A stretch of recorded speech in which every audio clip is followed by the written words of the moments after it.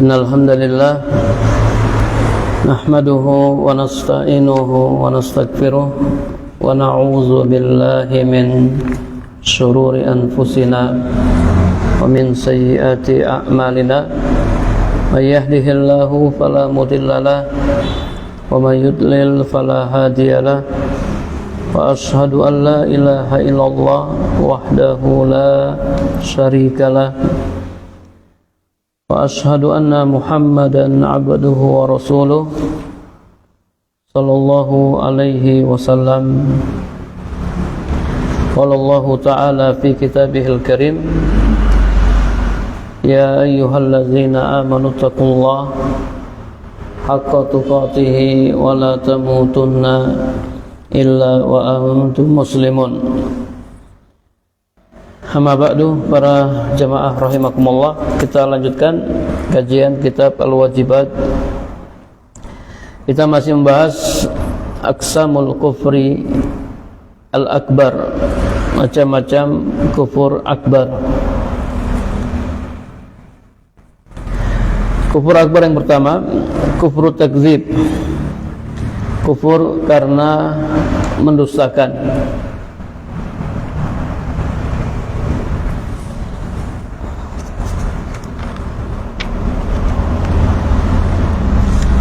Yang dimaksud dengan kufur karena mendustakan di sini, wa huwa i'tiqad kadzabir rusuli, yaitu meyakini kedustaan para rasul, meyakini bahwa para rasul itu berdusta.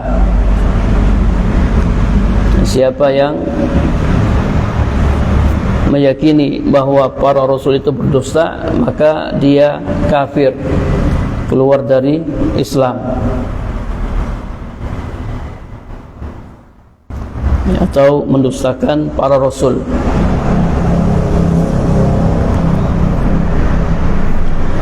Dan perlu diperhatikan bahwa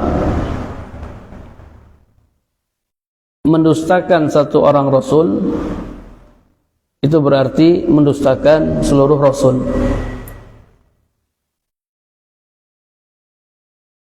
Allah Subhanahu wa taala berfirman dalam surat Asy-Syu'ara ayat 105, ya. Kazzabat qaumu Nuhinil mursalin. Kaum Nuh telah mendustakan para rasul. Coba perhatikan ayat ini. Allah mengatakan kaum Nuh telah mendustakan para rasul. Siapa rasul pertama? Nuh alaihissalam. Sebelum Nuh ada rasul enggak? Enggak ada. Rasul pertama Nuh alaihissalam. Tapi di sini Allah mengatakan kaum Nuh telah mendustakan para rasul. Sebenarnya yang mereka dustakan hanya satu orang rasul, yaitu Nuh alaihissalam. Namun Allah mengatakan kaum Nuh telah mendustakan para rasul. Kenapa Allah mengatakan kaum Nuh telah mendustakan para rasul? Padahal sebenarnya yang mereka dustakan itu hanya satu orang rasul, yaitu Nuh alaihissalam. Karena mendustakan satu orang rasul itu berarti mendustakan seluruh para rasul.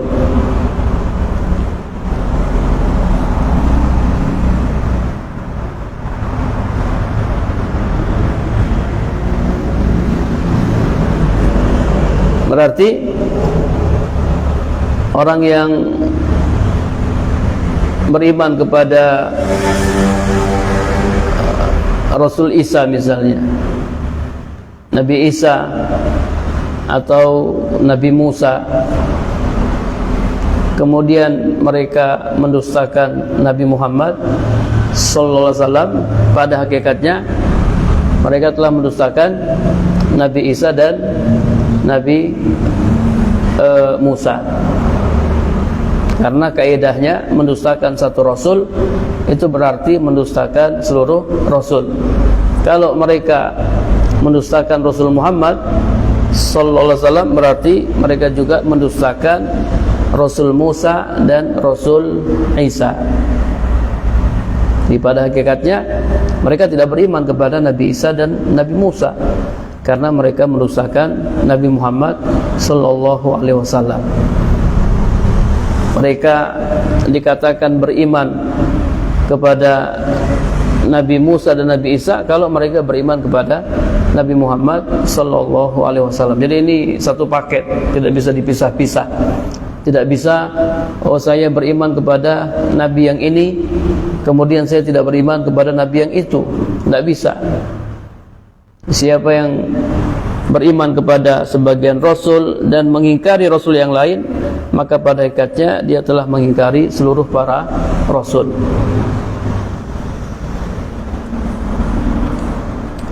Para jemaah yang dirahmati Allah Subhanahu wa taala, kekafiran semacam ini kufur takdzib, kufur karena mendustakan para rasul, qalilun fil kufar, sedikit sekali di kalangan orang-orang kafir. Artinya jarang ada orang kafir yang mendustakan rasul yang diutus kepada mereka, jarang.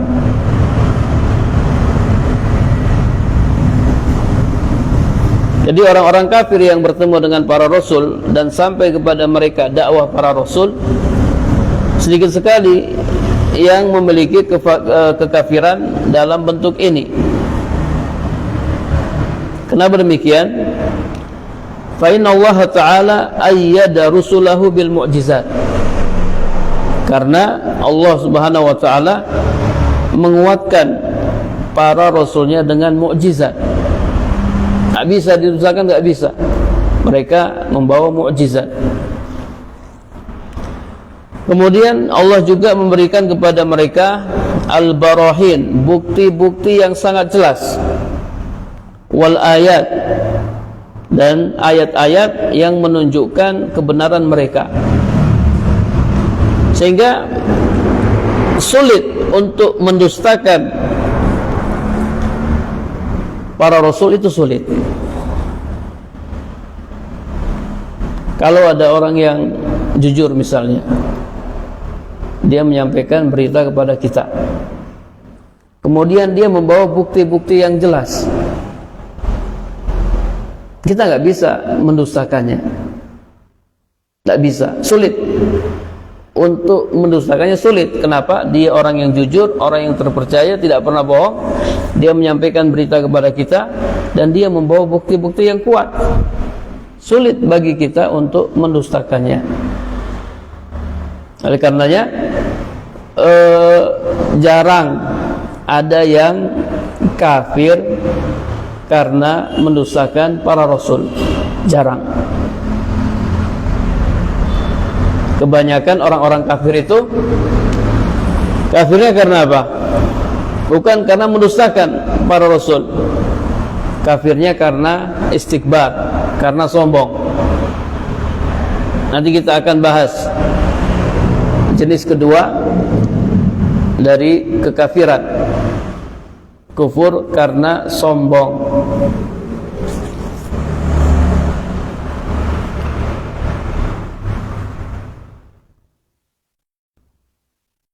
Ya, bahkan Fir'aun ini tokoh kekafiran, orang yang mengaku dirinya sebagai Tuhan. Fir'aun itu kafirnya bukan karena mendustakan. Fir'aun itu kafirnya karena sombong. Mana dalilnya? Dalilnya surat An-Naml ayat 14.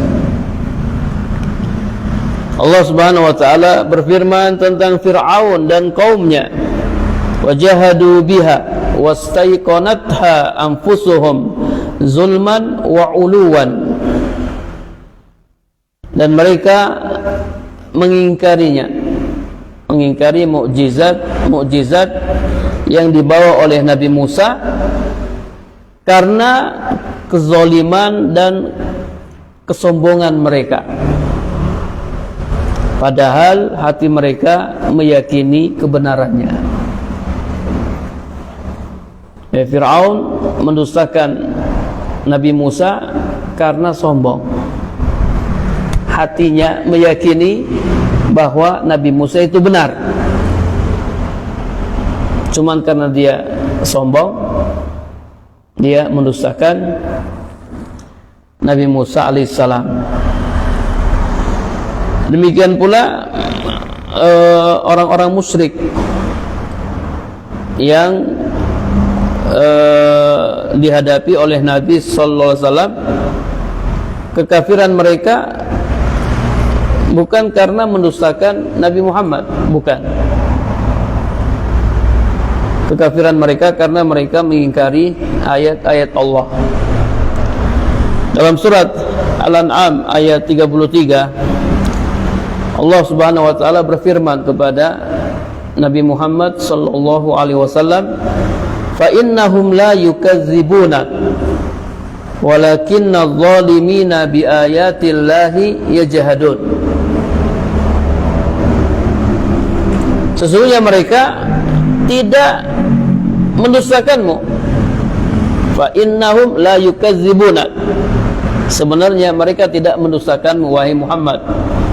Akan tetapi orang-orang yang zalim mengingkari ayat-ayat Allah.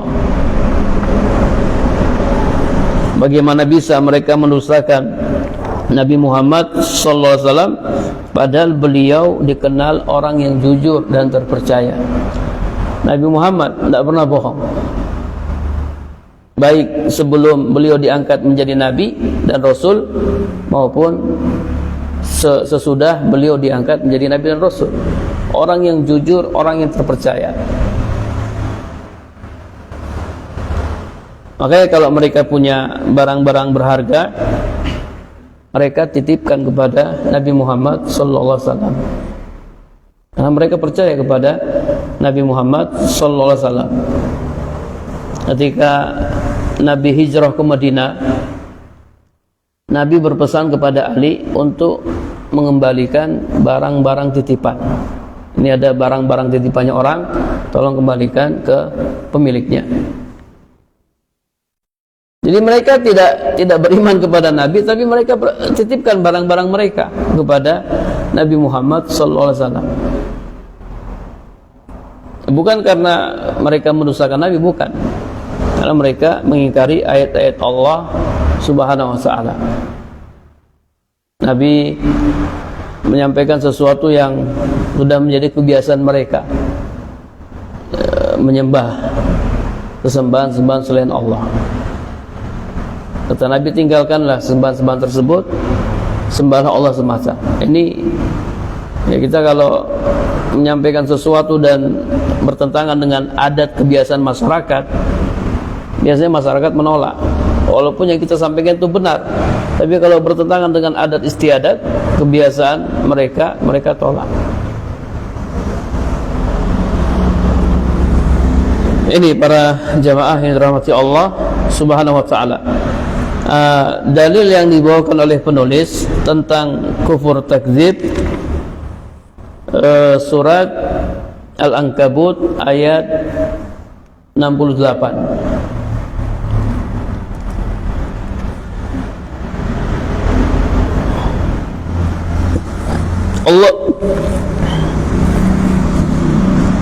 Allah Subhanahu wa ta'ala berfirman, "Wa man azlamu mimman iftara 'ala Allahi kadziba aw kazzaba bil haqqi lamma ja'ahu alaysa fi jahannama maswal lil kafirin." Artinya, dan siapakah yang lebih zalim daripada orang-orang yang mengada-ngadakan kedustaan terhadap Allah atau mendustakan yang hak tatkala yang hak itu datang kepadanya. Alaysa fi jahannama maswalil kafirin, bukankah ya jahannam itu tempat tinggal bagi orang-orang kafir?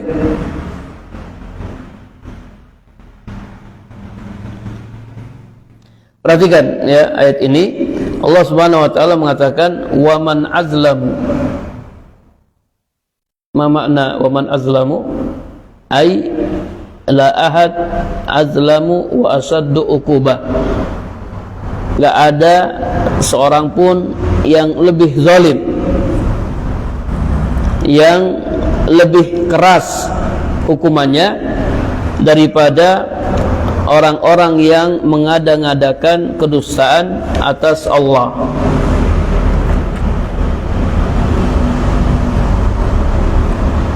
Jadi kalau antum dapat ayat dalam Al-Quran yang lafadznya seperti ini, waman azlamu, waman azlamu, tak ada yang lebih zalim. Kezaliman di sini kezaliman yang sederajat dengan syirik akbar. Karena syirik itu kezaliman, bahkan kezaliman yang besar. Inna syirka la zulmun azim. Sesungguhnya kesyirikan benar-benar kezaliman yang sangat besar. Jadi waman azlamu, tidak ada yang lebih zalim. Artinya ini kezaliman yang paling zalim. Ini perbuatan zalim yang paling zalim, yang sederajat dengan syirik akbar dan kufur akbar. Gak ada yang lebih zalim daripada orang-orang yang mengada-ngadakan kedustaan atas Allah, berdusta atas nama Allah. Ini merupakan kezaliman yang sangat besar, yang sederajat dengan syirik.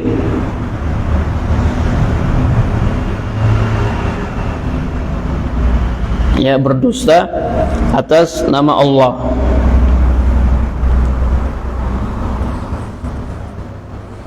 Jadi dusta itu macam-macam ya. Ada orang berdusta atas nama Allah, ada orang berdusta atas nama Nabi sallallahu alaihi wasallam, ada orang berdusta atas nama sahabat, berdusta atas nama ulama, dan ada orang berdusta atas nama temannya. Dusta itu dosa, cuman dosanya bertiga tingkat. Kalau berdusta atas nama Allah, itu dosanya sama dengan dosa syirik.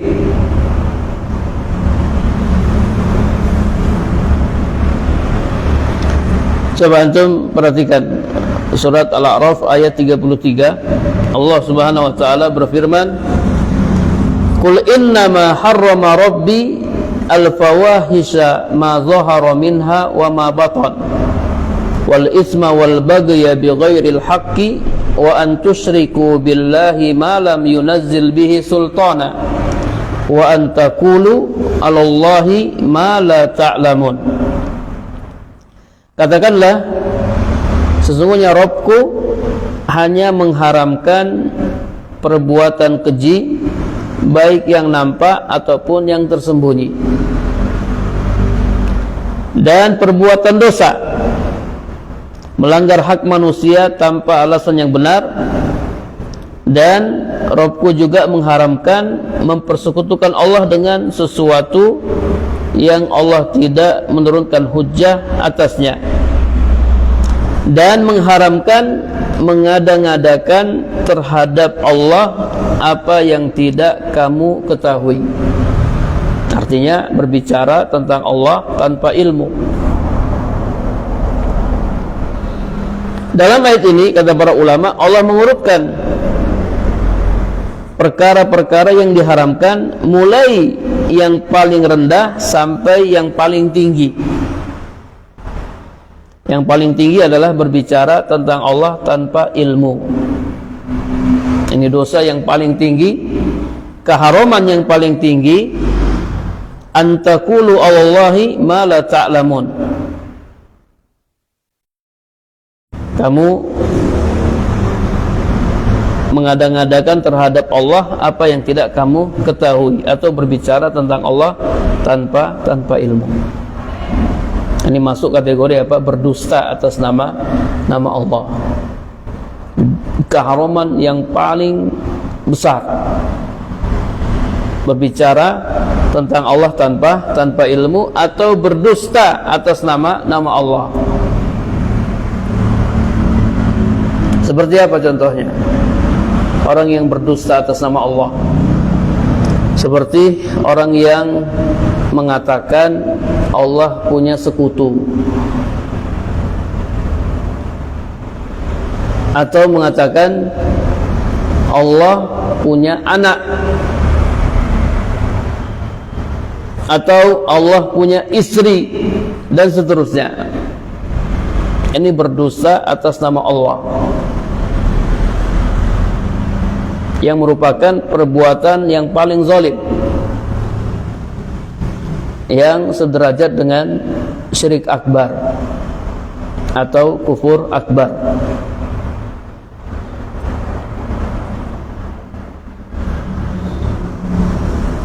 Atau dia menghalalkan apa yang Allah haramkan, atau mengharamkan apa yang Allah halalkan. Allah mengatakan ini haram, dia mengatakan halal. Misalnya Allah mengatakan riba itu haram, terus dia mengatakan riba itu halal. Allah mengatakan sholat 5 waktu itu wajib, terus dia mengatakan sholat 5 waktu itu tidak wajib. Ini juga berdusta atas nama Allah.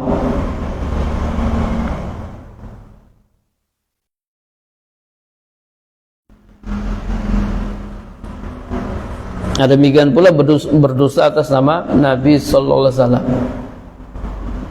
Bahkan ada hadis yang mengatakan man kazzaba alayya muta'ammidan falyatabawwa maq'adahu minan nar. Barang siapa berdusta atas namaku, maka hendaklah dia mengambil tempatnya di neraka.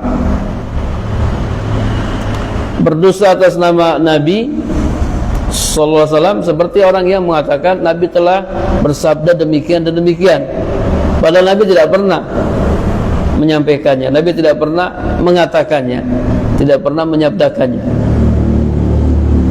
Seperti orang-orang yang menyampaikan hadis-hadis palsu, kemudian dia tidak menjelaskan bahwasanya hadis itu palsu, atau menyampaikan hadis-hadis lemah, kemudian dia tidak menyampaikan bahwa hadis itu lemah.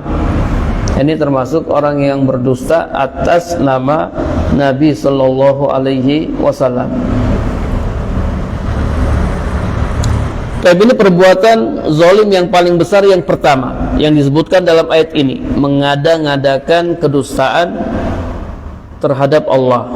Yang kedua, au kazzaba bil haqqi lamma ja'ahu, atau dia mendustakan yang hak tatkala yang hak itu datang kepadanya.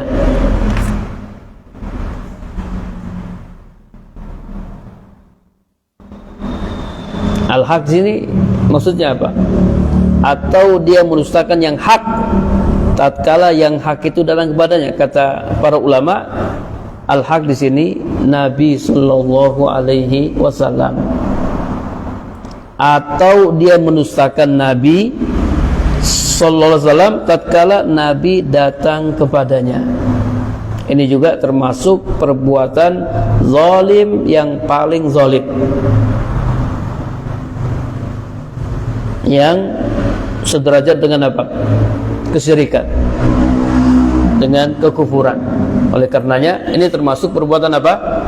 Kufur akbar, mendustakan Rasul. Ya, kalau kita mendustakan Rasul Muhammad sallallahu alaihi wasallam.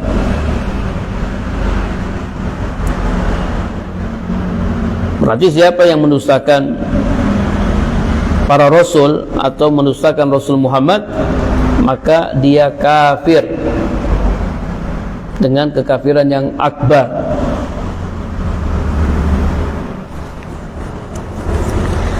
Ada yang mengatakan al-haq di sini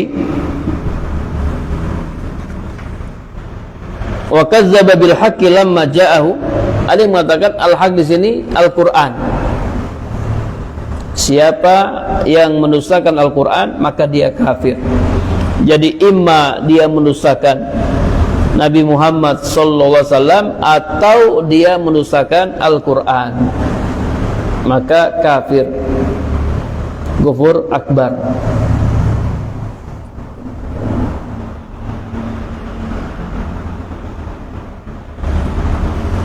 Kalau kafir tempatnya di mana? Kalau kafir tempatnya di mana? Di neraka. Makanya Allah mengatakan apa? Alaysa fi jahannama maswal lil kafirin? Bukankah jahannam adalah tempat tinggal bagi orang-orang kafir? Ini dalil. Perhatikan, Allah namakan mereka dengan orang-orang kafir. Berarti perbuatan ini mengada-ngadakan kedustaan atas Allah dan mendustakan Rasul itu kekafiran. Karena Allah menamakan orang yang melakukannya dengan orang kafir. Alaysa fi jahannama maswal lil kafirin? Bukankah jahannam adalah tempat tinggal bagi orang-orang kafir?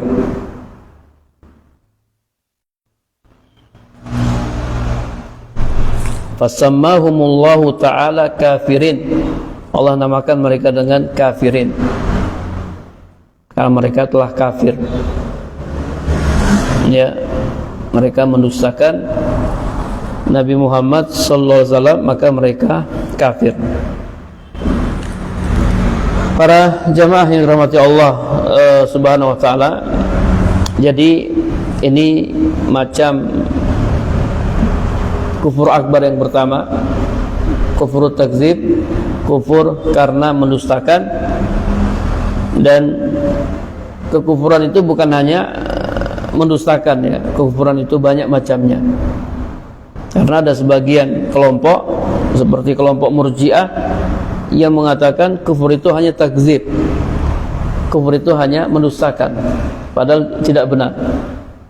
Ya, kufur itu bukan hanya karena mendustakan, ada banyak. Nanti kita bahas. Dan orang-orang kafir, ya, apapun sebab kekafirannya, entah dia kafir karena mendustakan atau dia kafir karena sombong atau dia kafir karena ragu dan lain-lain, tempat tinggalnya di neraka semuanya. Jadi yang masuk neraka itu bukan hanya orang yang kufur takzib, bukan, ya, semua, ya, orang kafir apapun penyebab kekafirannya, mereka akan tinggal di neraka Jahannam.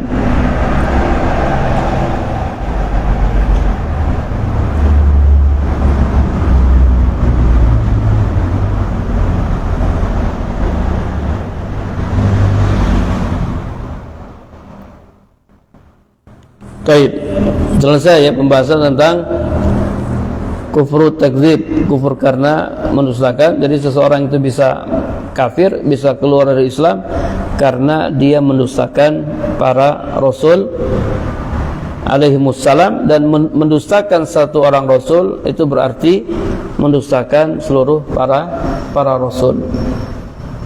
Jadi sebenarnya, ya, orang-orang yang mengaku beriman kepada Nabi Musa dan Nabi Isa itu pada hakikatnya mereka tidak beriman kepada Nabi Musa dan Nabi Isa karena mereka mengingkari Nabi Muhammad sallallahu alaihi wasallam. Adapun kita, ya, kita mengakui Nabi Musa itu nabi, rasul. Kita mengakui Nabi Isa itu nabi dan rasul. Nabi-nabi sebelum Nabi Muhammad kita imani semuanya. Sementara mereka hanya imani Nabi yang diutus kepada mereka. Nabi setelahnya mereka tidak imani. Nabi Muhammad mereka tidak imani. Maka pada hakikatnya mereka tidak beriman kepada Nabi Musa dan Nabi Isa, dan mereka kafir. Ya, pada hakikatnya mereka kafir. Baik, ada pertanyaan para jemaah? Sudah selesai, ya, pembahasan tentang kufur takzib.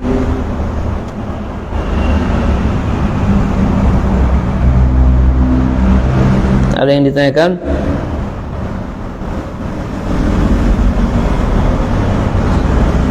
Nah. Nah.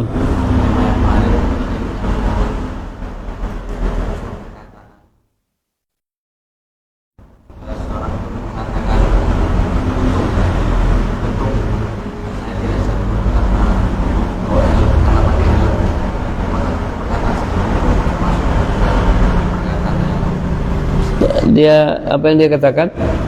Untung aja ada. Untung aja pakai helm.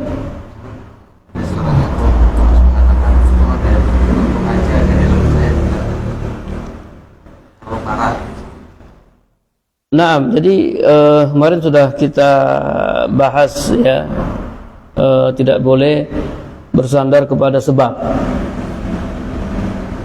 Kita bersandar kepada yang menciptakan sebab.